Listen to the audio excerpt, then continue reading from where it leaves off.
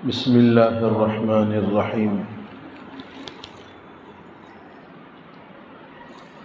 الحمد للہ وکفی وسلام علی عباده الذین اصطفی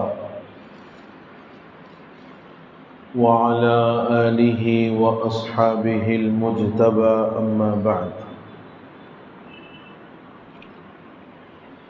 فاعوذ باللہ من الشیطان الرجیم۔ بسم اللہ الرحمن الرحیم۔ وسارعوا إلى مغفرة من ربكم وجنة عرضها السماوات والأرض أعدت للمتقين۔ وقال الله تبارك وتعالى: يا أيها الذين آمنوا كتب عليكم الصيام كما كتب على الذين من قبلكم لعلكم تتقون۔ صدق الله مولانا العظیم۔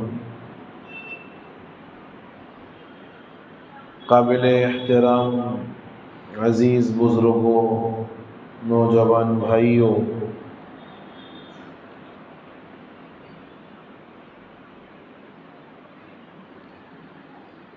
انسان کی ایک فطرت ہے کہ وہ نظر آنے والی چیز پر زیادہ یقین رکھتا ہے، اور جو چیز اس کی نگاہوں سے اوجھل ہو، نظر نہ آتی ہو، اس پر اسے ویسا یقین نہیں ہوتا جیسا نظر آنے والی چیز پر ہوتا ہے۔ اس کو ایک مثال سے آپ یوں سمجھ سکتے ہیں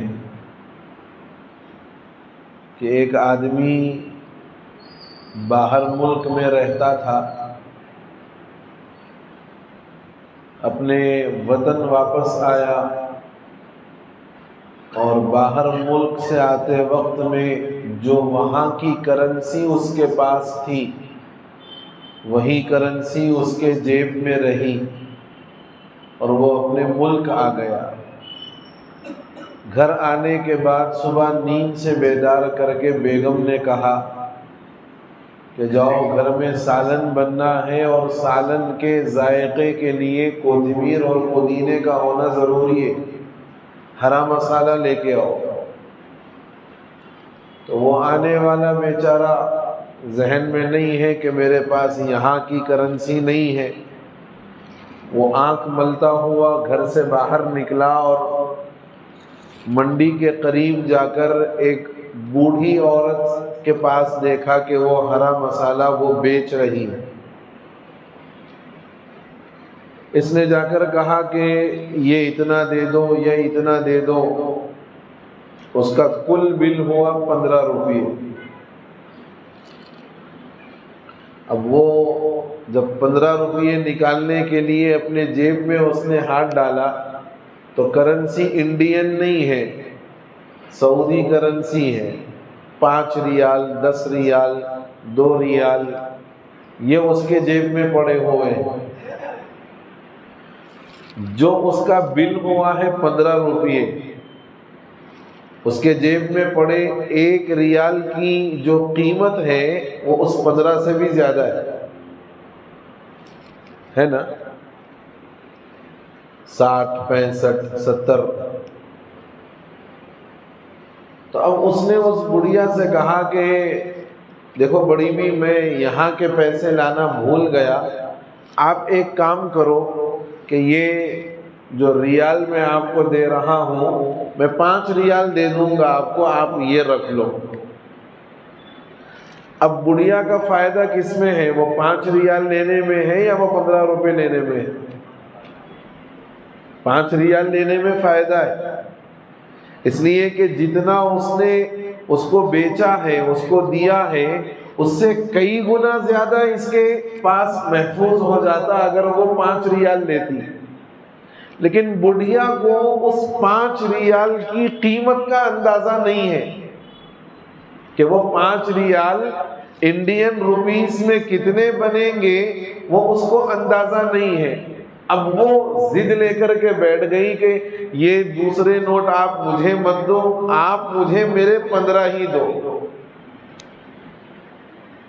آپ مجھے میرے 15 روپے ہی دو۔ یہ جو آپ بڑی بڑی نوٹیں اور دوسرے علاقوں کی، دوسرے ملکوں کی نوٹیں نکال کر کے مجھے بتا رہے ہو، مجھے اس کی ضرورت نہیں ہے۔ پوری دنیا یہ بولے گی کہ یہ بڑی بھی کو عقل نہیں ہے، اگر یہ یہاں سے لے لیتے ریتو بازار میں اور شہران چلے جاتے تو آنے جانے کا اگر خرچ کے ساتھ اگر ان کو یہ کہا جاتا 50 روپے آنے جانے میں خرچ ہو جاتے، لیکن اچھے خاصے پیسے ان کے بچ جاتے۔ سب یہی کہتے ہیں۔ میرے بزرگوں، ہمارا حال بھی اس بڑھیا ہی کی طرح ہے، ہمارا حال بھی اس بڑھیا ہی کی طرح ہے جو ان پیسوں کی قیمت سے واقف نہیں ہے، ایسے ہی ہم اللہ کی عطا اور اس کے ثواب سے بے خبر ہیں۔ جیسے وہ اس کی اصل قیمت سے نابلد تھی، اس کو نہیں پتا کہ یہ اگر میں جا کر کرنسی تبدیل کرواؤں گی اور انڈین روپیز میں کنورٹ کرواؤں گی تو مجھے کتنا فائدہ ہوگا، اس کو نہیں پتا۔ میرے بزرگوں، ہمیں بھی اللہ کی طرف سے ہماری چھوٹی موٹی عبادات پر ملنے والا جو اجر و ثواب ہے، ہم بھی اس سے نابلد ہیں، ہم بھی اس سے بے خبر ہیں۔ بالکل ہمارا حال اس بڑھیا ہی کی طرح ہے۔ اللہ عطا فرمانا چاہتے ہیں، اللہ دینا چاہتے ہیں، اللہ ثواب کے ڈھیر ہمارے نامہ اعمال میں لگانا چاہتے ہیں، ذخیرہ ہمیں نیکیوں کا دینا چاہتے ہیں، لیکن ہم ہیں کہ ہم نے طے کیا ہوا ہے ابھی رمضان آنے کے واسطے 13 دن باقی ہے، جب جائیں گے مسجد کو۔ اب بھی جگنے کی رات میں جا کے بیٹھے پوری رات مسجد میں، اب روز جانا کیا؟ روز نہیں، اب رمضان ٹو رمضان، اس کے بعد جمعہ ٹو جمعہ، اور باقی پورے دنوں میں ڈمہ۔ یہ ہمارا معمول ہے، یہ ہمارا معمول ہے۔ قرآن بڑا عجیب نقشہ جو ہے کھینچتا ہے اور ہماری ذہن سازی کرتا ہے، ہمیں یہ بتلاتا ہے کہ تم جس راہ پر جا رہے ہو وہ راہ درست نہیں ہے۔ تم نے جو اپنا وتیرہ بنایا ہے، تم نے اپنا جو شیوا بنایا ہے، تم نے اپنی جو عادتیں بنائی ہیں اور عبادات کے سلسلے میں جو تم نے اپنا مزاج بنایا ہے، یہ اللہ کے یہاں پسندیدہ نہیں ہے۔ اللہ کے یہاں یہ پسندیدہ نہیں ہے۔ کام کی جگہ ہم روزانہ جاتے، اونلی سنڈے از ہالیڈے بولتے، کام کی جگہ روزانہ جاتے، صرف اتوار کے دن کہتے ہیں کہ یہ چھٹی کا دن ہے۔ بچوں کی طبیعتیں خراب بھی ہو جائیں تو ماں باپ کوشش کرتے ہیں کہ صبح تک دوا کے ذریعے سے، صبح تک کسی اور چیز کے ذریعے سے یہ صحت یاب ہو جائے، اور پھر اس کے بعد یہ صبح اپنی تعلیم کے لیے اسکول چلا جائے، صبح اپنی تعلیم کے لیے یہ مدرسہ چلا جائے۔ ماں باپ کی یہ فکریں ہیں، لیکن ہماری یہ فکریں نہیں ہیں کہ میں اللہ کے گھر کو اب گیا ہوں، اب آئندہ نماز میں بھی میں اللہ کے گھر میں حاضر رہوں گا، یہ ہماری فکر نہیں ہے۔ اللہ کے رسول صلی اللہ علیہ وسلم کا ارشاد ہے، وَرَجُلٌ قَلْبُهُ مُعَلَّقٌ فِي الْمَسَاجِدِ، ایسا آدمی جس کا دل اللہ کے گھر میں ہمیشہ لگا رہتا ہو، یعنی وہ اللہ کے گھر سے باہر نکل کر کہیں جائے اس کے دل کو اطمینان نہ ملتا ہو، اس کے دل کو سکون نہ ملتا ہو، اور جب وہ ہر کام سے فارغ ہو کر جلد از جلد اللہ کے گھر پہنچتا ہے تو اس کے دل کو ایک طرح کا سکون اور اطمینان نصیب ہوتا ہے۔ فرمایا جس بندے میں یہ صفت ہو، رجل قلبہ معلق فی المساجد، کہ جس کا دل اللہ کے گھر میں لگتا ہو، جس کے دل میں ہمیشہ اللہ کے گھر کی فکر اور اس کی یاد رہتی ہو، فرمایا ایسا بندہ کل میدان قیامت میں اللہ کے عرش کے سائے کے نیچے رہے گا، اللہ کے عرش کے سائے کے نیچے رہے گا۔ ہمارا مزاج یہ بن گیا ہے اور ہماری طبیعتیں ایسی بن گئی ہیں کہ ہمیں اللہ کے گھر میں نہ تو دل لگتا ہے، نہ اللہ کے گھر میں ہمیں مزہ آتا ہے۔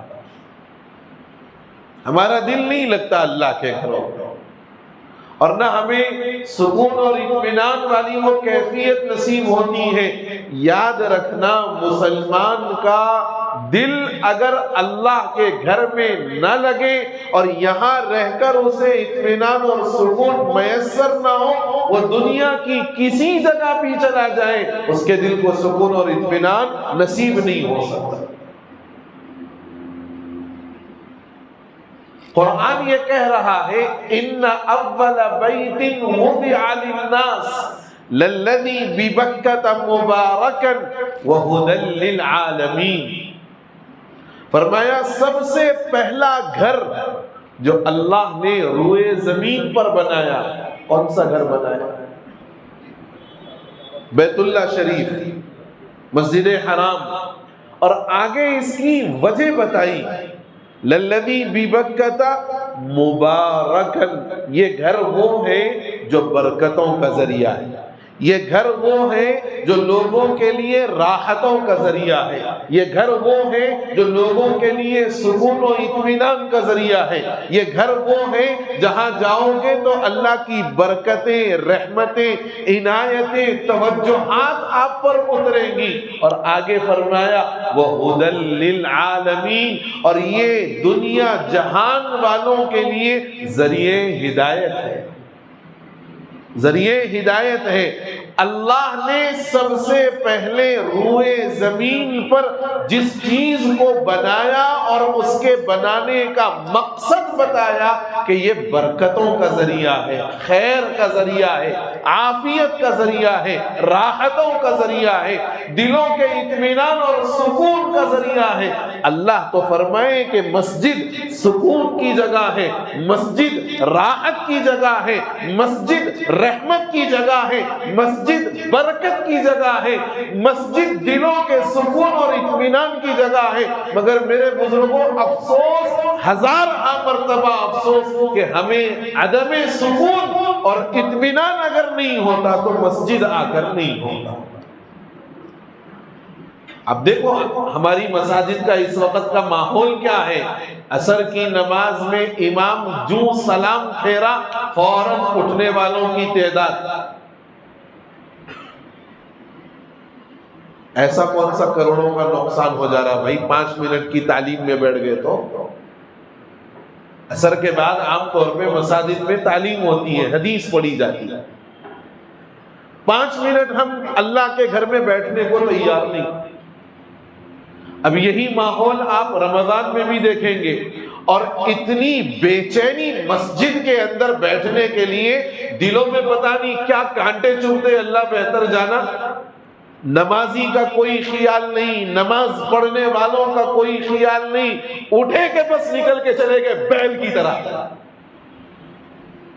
نماز پڑھ رہا ہے آدمی، اللہ کی عبادت میں لگا ہوا ہے، اور ہمارے دل میں جو بے چینی اور جو ہے یعنی ایک عجیب طرح کی کیفیت، بے قراری کی کیفیت، سلام پھیرا کے فوراً اٹھ کے چلا جائے۔ نماز پڑھنے والوں کا کوئی خیال نہیں۔ ٹھیک ہے آپ تعلیم میں نہ بیٹھے، اختیاری بات ہے، سلام پھیرنے سے نماز کا تعلق مکمل ہو گیا، سلام پھیر دیے بات ختم ہو گئی، لیکن کم سے کم نمازیوں کا خیال۔ حدیث میں فرمایا گیا کہ 40 سال تک اگر نمازی اپنی نماز مکمل نہ کرے اور یہ گزرنے والے کو معلوم ہو جائے کہ کتنا بڑا وبال ہے نمازی کے سامنے سے گزرنے کا، فرمایا 40 سال اپنی جگہ پر بیٹھا رہے۔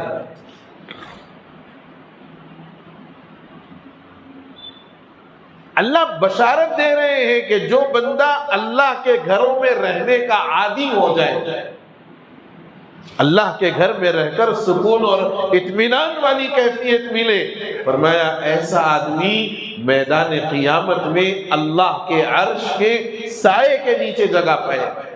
اللہ فرما رہے ہیں مساجد سکون کی جگہ ہے، اطمینان کی جگہ ہے۔ ہاں اطمینان کب؟ روزے کی حالت میں ایسیاں ڈال لو، لوٹتے بیٹھو، یہ سکون ہم حاصل کرتے ہیں مسجدوں میں۔ میں بہت صاف الفاظ میں کہتا ہوں، سکون کہاں مل رہا صاحب؟ روزہ ہے، باہر نہیں جا سکتے دھوپ میں، لہذا ایسیاں ڈال کے لوٹو۔ یہ ہم اللہ کے گھر سے فائدہ حاصل کر رہے ہیں۔ اللہ کے گھر سے فائدہ یہ ہے، یہاں آؤ تو اپنے آپ کو نوافل میں لگاؤ، یہاں آؤ تو اپنے آپ کو تلاوت میں لگاؤ، یہاں آؤ تو اپنے آپ کو ذکر میں لگاؤ، یہاں آؤ تو اپنے لیے دنیا اور آخرت کی بہتری مانگو۔ ہم نے مساجد کے ساتھ ایک عجیب معاملہ اختیار کر رکھا ہے، اور بعض لوگوں نے مسجد کو ہگنے اور مودنے کی جگہ بنا کے رکھا ہوگا۔ اللہ معاف کرے، کئی لوگوں کو اپنی نگاہوں سے دیکھا گیا کہ یہ صرف ہگنے اور مودنے کے لیے مسجد آ رہے ہیں، اوپر چڑھ کے نماز پڑھنے کی توفیق نہیں ہو رہی۔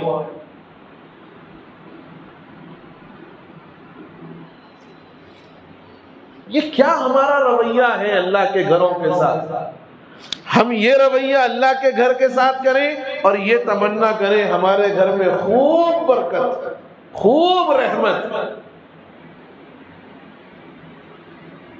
کما تدین و تدان، جیسا کرو گے ویسا بھرو۔ یہ ضابطہ ہے، دنیا کا بھی ضابطہ ہے، عام لوگوں کا بھی ضابطہ ہے، اور عموماً انداز یہی ہے اللہ کی طرف سے بھی کہ جیسے ہم اپنا سلوک دوسروں کے ساتھ رکھیں گے، دوسرا بھی ہمارے ساتھ ویسا ہی سلوک کرے گا۔ میرے بزرگوں، مساجد مسلمانوں کے لیے ایک پہچان کی جگہ ہے۔ یہاں آؤ تو بڑے باادب بن کر آؤ، یہاں آؤ تو اپنے لیے خیر عافیت اور بھلائی مانتے ہوئے آؤ، یہاں آؤ تو جب تک دل لگے اطمینان کے ساتھ بیٹھ کر اللہ کی عبادت کرو۔ یہ اللہ کا گھر ہے اور بڑی قیمتی جگہ ہے۔ حدیث میں فرمایا گیا احب البلاد الی اللہ مساجدها، اللہ کے نزدیک پوری روئے زمین پر جو سب سے پسندیدہ اور محبوب ترین جگہ ہے مسجد ہے، مسجد ہے۔ اور سب سے بدترین جگہ ابغض البلاد الی اللہ اسواقها، کہ اللہ کے نزدیک سب سے زیادہ ناپسندیدہ اگر کوئی جگہ ہے تو وہ بازار ہے۔ ہمارا دل بازار میں لگ رہا، مسجد میں نہیں لگ رہا۔ میرے بزرگوں، رمضان بالکل ان قریب آنے والا ہے، ہمیں رمضان کے لیے اپنے آپ کو تیار کرنا ہے۔ اور تیاری کیا؟ تیاری کا مطلب علماء نے لکھا ہے کہ اپنے کل اوقات کو رمضان کی عبادات کے لیے فارغ کر دو۔ 11 مہینے خود کمائیں، اپنی دنیا کے واسطے کمائیں، اپنے بال بچوں کے واسطے کمائیں، 1 مہینہ اپنی ذات کے لیے کمائیں، 1 مہینہ اپنے آپ کو اللہ کے حوالے کر دو۔ فرمایا رمضان کے استقبال کا بہترین طریقہ یہ ہے کہ آدمی کلی طور پر ٹوٹلی اپنے آپ کو دنیا کے جھمیلوں سے فارغ کرے اور رمضان کے لیے اپنے آپ کو مکمل یکسو کر لے۔ لیکن اگر ایسا میسر نہ ہو، ایسی توفیق نہ ہو کہ پورے طور پر اپنے آپ کو فارغ کر سکیں، تو کم از کم وہ کام جن کو رمضان کے اندر اگر چھوڑ دیا جائے یا اس کو ترک کر دیا جائے تو ہمارے معمولات پر کوئی فرق نہیں پڑتا، تو اپنے کاموں کو تھوڑا کم کر دیا جائے اور اپنے زیادہ سے زیادہ وقت کو عبادات رمضان کے لیے فارغ کیا جائے۔ رمضان کے استقبال کا یہ مطلب نہیں ہے کہ گھروں کو رنگ و روغن کیا جائے، گھروں میں چنا اور پانی کروایا جائے، یہ رمضان کا استقبال نہیں ہے۔ رمضان کا حقیقی استقبال جو ایک پکے مومن کو کرنا چاہیے وہ یہ کہ روزے کے مسائل معلوم کریں، علماء کے پاس جائیں، علماء سے مسائل معلوم کریں۔ اب تو ہماری بے دینی اور دین سے بیزاری کا عالم یہ ہے کہ مساجد میں جہاں مسائل بیان کیے جائیں لوگ سننے کے لیے بیٹھنے کو تیار نہیں۔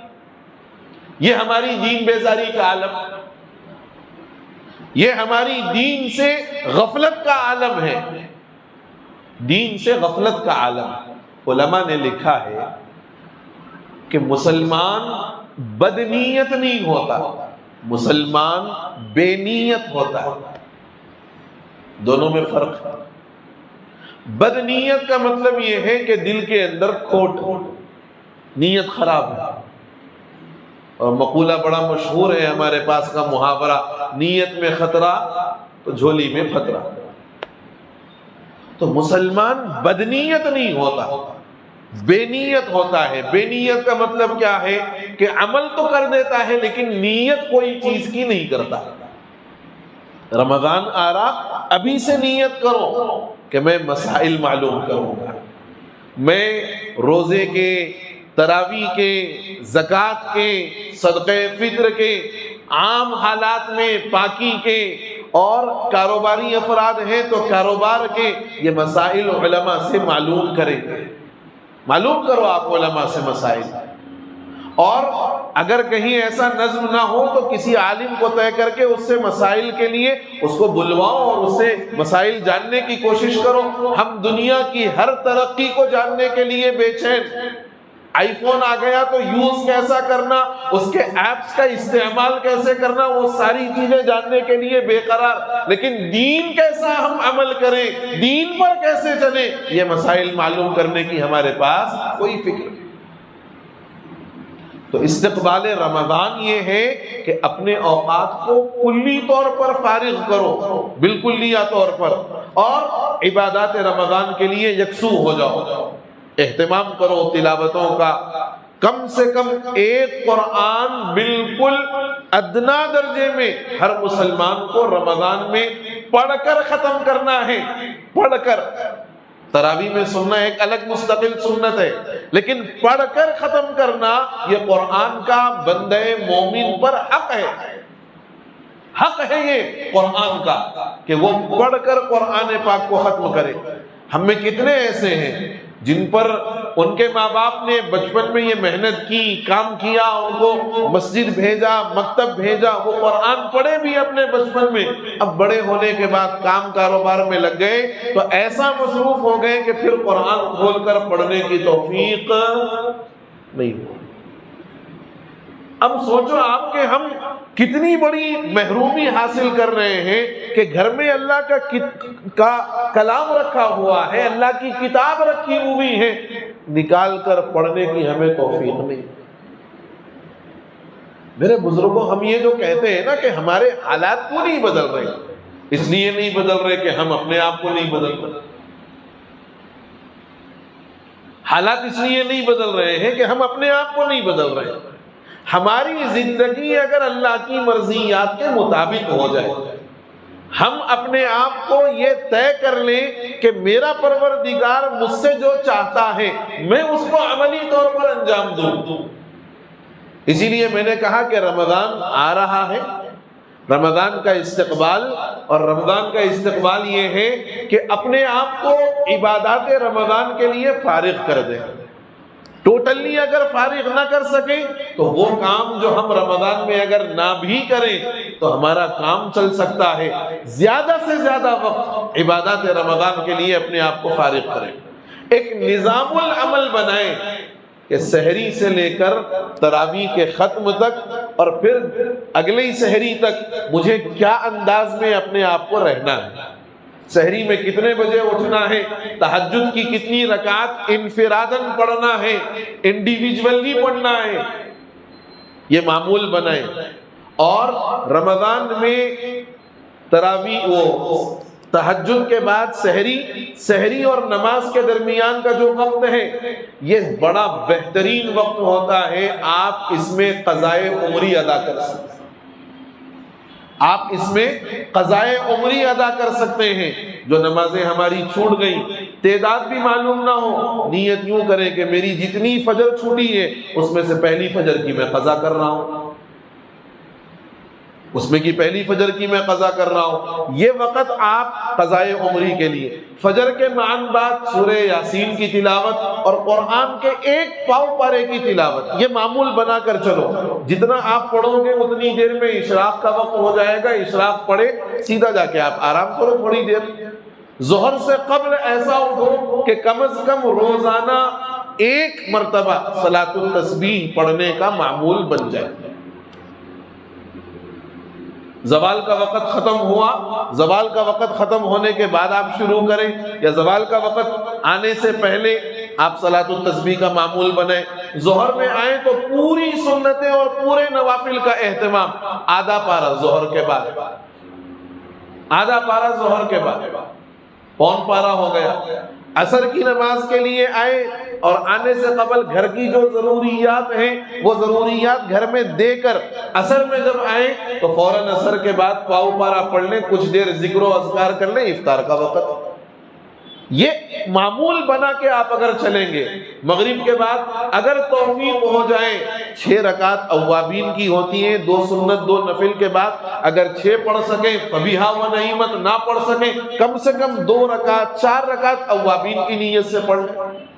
پھر اس کے بعد عشاء ہے، اس کے بعد تراویح ہے، اور تراویح کے بعد اگر فوراً سونے کا معمول بن جائے تو تہجد میں اٹھنا بھی آسان اور سحری کا معمول بھی آسان۔ یہ ایک نظام العمل بنائیں۔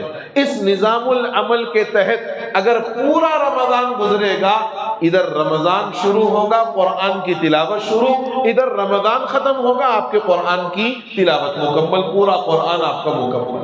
انسان اگر چاہے اور طے کرے کہ میں ایک معمول بنا کر اور ایک ترتیب بنا کر رمضان کا استقبال کروں گا اور اس کے اندر اپنے اوقات کو عبادات کے لیے صرف کر دوں گا، اللہ ضرور اس کے لیے ایک بہترین نظام العمل بناتے ہیں۔ بس ضرورت اس بات کی ہے کہ ہم کوشش کریں، ہم کوشش نہیں کریں۔ اور جہاں مساجد میں عصر بعد فجر بعد اگر تعلیم کا، مسائل کے بتانے کا نظام ہو تو بیٹھ کر مسائل سیکھنے کی فکر کریں، بیٹھ کر 5-10 منٹ 15 منٹ جو ہو جائے مسائل سیکھنے کی فکر کریں۔ یہ تو اب موقع ہے کہ آپ کو بتلانے والے موجود ہیں، لیکن اس کے باوجود بھی اگر ہم محروم رہیں تو پھر یہ ہماری محرومی اور ہماری بدقسمتی، یہ ہماری محرومی اور ہماری بدقسمتی ہے۔ اس لیے رمضان کا صحیح معنی میں ایک نظام العمل بنائیں، اپنا بھی بنائیں، گھر والوں کا بھی بنائیں۔ اور دوسری اہم بات یہ ذہن میں رکھیں کہ رمضان بھوکے اور فاقہ اختیار کرنے کا مہینہ ہے۔ بھوک اور فاقے کے نام پر جو ملا وہ